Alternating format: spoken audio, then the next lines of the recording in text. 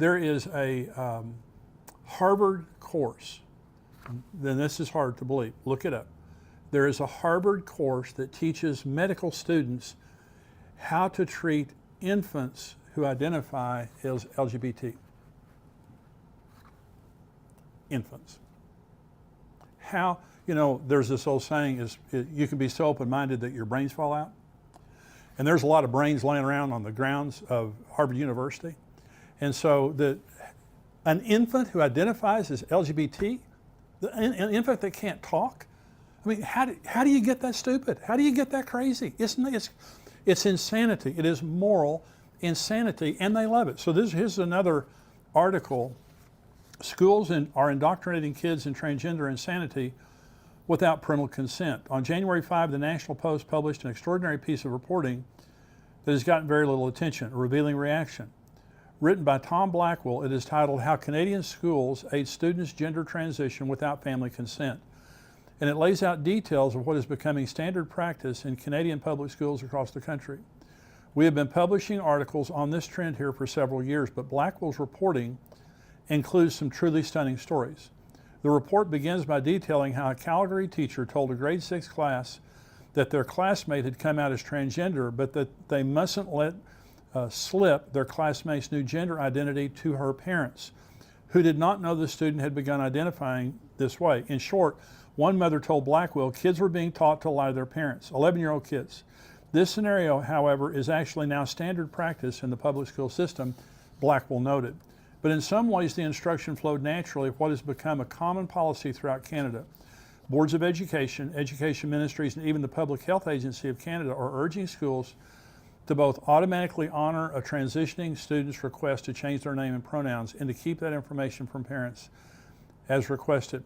In short, schools are not only affirming of transgender identification, as has been the case for some time, they are actively keeping information about children from parents on the presumption that parents might be a danger to their own children, and that they, the government employees, are better suited and equipped to deal with these incredibly sensitive, life-changing, and potentially irreversible changes. Blackwell noted that health professionals applaud the developments, while some parents of children with dysphoria are bristling.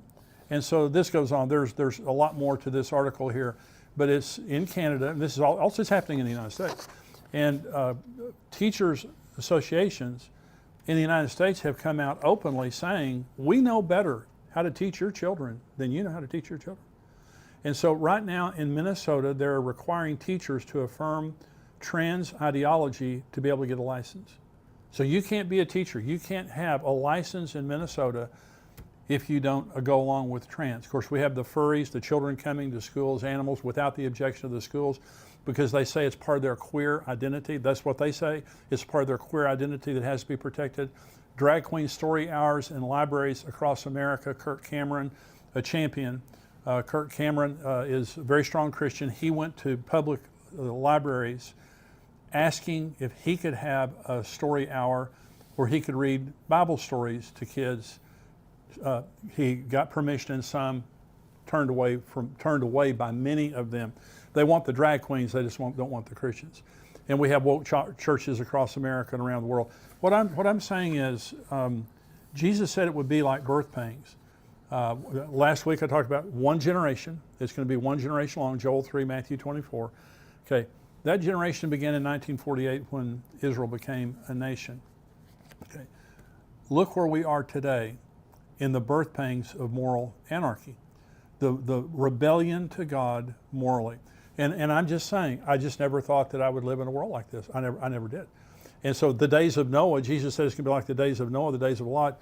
And when the angels came to get Lot and his family out of Sodom and Gomorrah, the men in that community wanted to have sex with them, the angels. And the angels struck them with blindness, and they got, Lot and his 2 daughters out. His wife became a pillar of salt. Remember that? But this is how morally depraved we are today in the society. This is Sodom and Gomorrah. In fact, I think it was Billy Graham that says if God doesn't judge America, he'll have to apologize to Sodom and Gomorrah. And that was said about 20 years ago. So it's terrible. It's one of the signs of the end time. Thanks for watching this clip. To see the entire weekly Tipping Point show, join us today at endtimes.com for $7 a month.